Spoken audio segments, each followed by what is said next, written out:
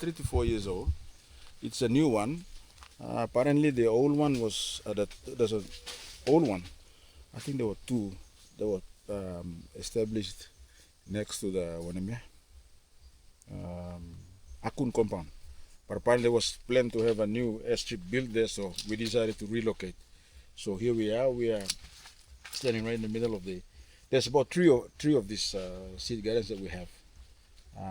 This is one, and then there's another two at the back.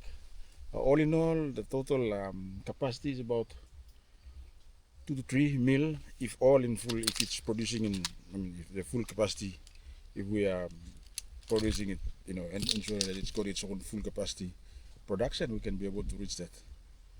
We can produce about 2 to 3 million hybrid seeds in a year, combined with all the 3-4 seed gardens put together.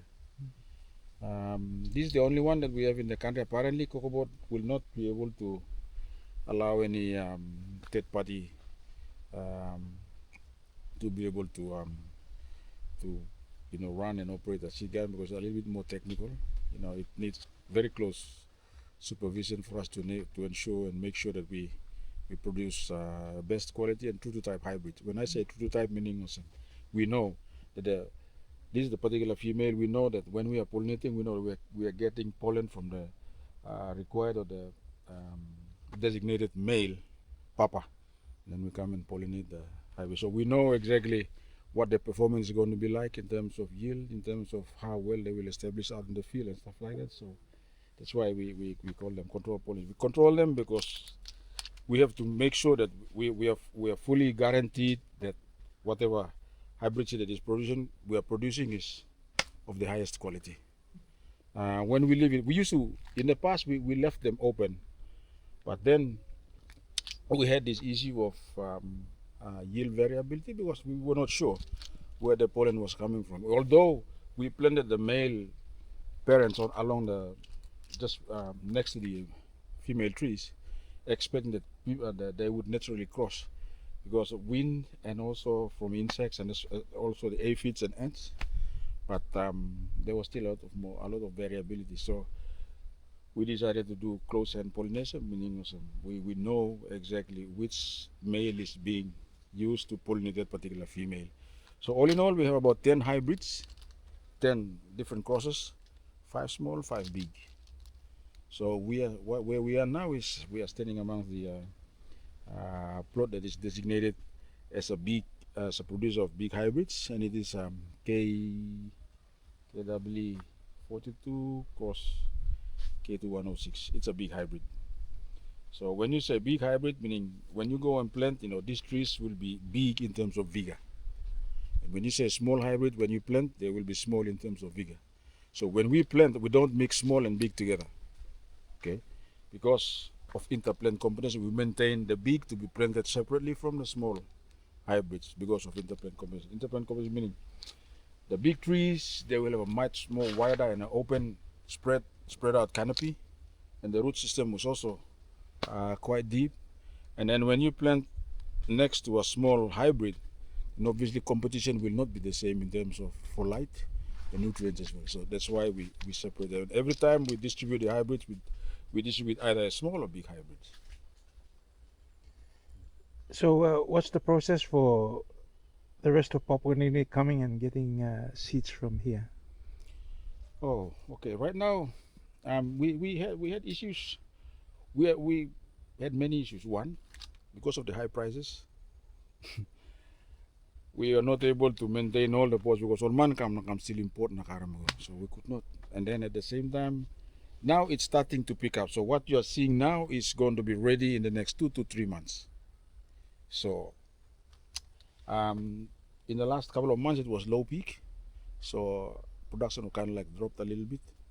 So we were not able to supply the whole country with whatever we were able to produce. But if we had, apparently we had only 2 seed gardens that we were operating from. Okay, but we also have 1 seed garden that's been allocated to the extension team, as well as another part of the seed garden that the breeding team are also using to do some pollinations. But all in all, most of the bulk of the orders comes to the PMU, our planning material unit, which looks after the main cocoa board seed garden here. But apparently the seed garden that we are operating now, we are only using 2. The other 2 are just coming into production. So hopefully when they're into the full capacity, we should be able to supply sufficient numbers of hybrids. We are also, because of this, we are also planning to hopefully establish 1 seed garden in the Sepik, 1 in Morobe, and hopefully 1 in Central Province, just to take care of the logistics. Because a lot of times we have a lot of problems with, especially with New Guinea. New Guinea has its own how will I say it? It's got its own clients that they give preference to. So sometimes when we arrive with our seeds, they stay overnight, and then seeds, they have to be dispatched and get planted in 1 or 2 days. If you leave them for 2-3 days, sometimes they get because by then they start germinating, and if you don't plant them quickly, all bagarap. So the main what that forms the roots or whatever, by then it becomes black and fungus attacks it, and it will be of no use when they. So that's one of the reasons why there's a high number of losses when the transit period is a bit longer than usual, which is, you expect the seeds to reach their final destination in 2 or 3 days. Beyond that, sit babagarap. There's this issue throughout the country of people, given the high prices now, they are not growing quality cocoa. They're just doing anything. So what's your advice on this? I mean, really, we can't be there like policemen on their back every now and again, because we can't be there all the time, and we will never be there. So it's up to them. If they want quality production, at the end of the day, when you don't get the desired production that you expect from all Diwa you don't blame us. We are trying to ensure and make sure that we give you the best, either as hybrids or clones. But if you cannot take that from us and you want to do it on your own, there's no way we can be able to stop them. But the only piece of advice that we can be able to give is, if they have the know-how, if they are able to do grafting or budding, any particular tree that they see to be impressive or that it's producing well, they can always cut a branch, graft it, and then make copies of that, or graft the seedlings, and then they can plant. But for us to go and stop them, I mean, you have farmers in very isolated areas that are doing that, but the onus also comes back to us. If we are able to supply, then all good. But if you are not able to supply and they are doing that, the only piece of advice we can give to them is, look for the best clones or the best trees in your block, and then if you are able to graft, by all means you can do it, because that gives them the guarantee that whatever they are planting will be almost similar or equal to same as the parental material they collected the branches from. Okay, just one last question. What's your advice to Papua New Guinea, with the very high prices now, what in terms of planting material? Well, I think we have established right throughout the country. We have certified Badu gardens, and we have managed to, through our extension team, we've been able to establish Badu gardens and nurseries in a lot of places in the country. It's not everywhere, but certain areas. But in every part of the country, there's always a Cocoa Board office there. Either you go to the Sepiks, you go to Bougainville or Medang, or where we always have our representative there. The farmers can go, see them, talk to them. Best piece of advice in terms of planting material, what to do in terms of processing and whatnot. They are there. We have officers there that can be able to help. And I think we now have an office also up in the Highlands, in Simbu, that is taking care of the needs and whatever for the Highlands region. But apparently, we need very good government support to be able to get these offices up and running, and to get some of our programs up and running, because with climate change, a lot of interest is now happening up in the Highlands, and a lot of the Highlanders are now getting into cocoa, and they are also producing, planting cocoa. Any comments about the current world high prices? Well, I'm not very sure.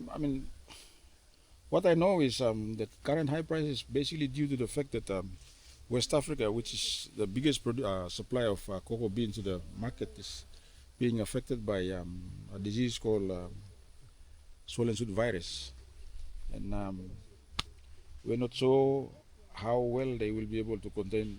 They probably have their ways and means of containing the disease.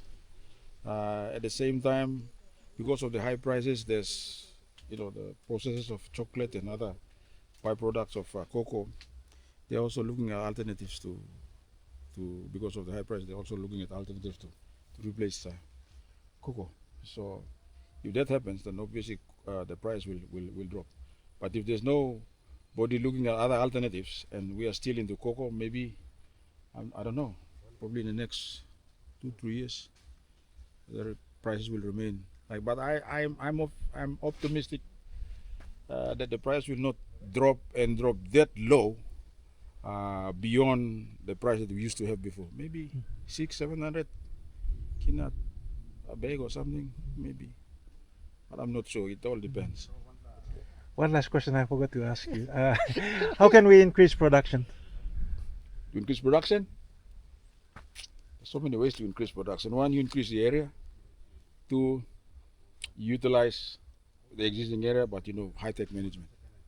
Very, very good management. Under very good management, you can be able to apply fertilizer, prune, all the normal basic management practices that will enhance a higher and better production. You can, if you exercise them, you put them into practice in your cocoa block, you'll be able to see some significant increases in terms of production.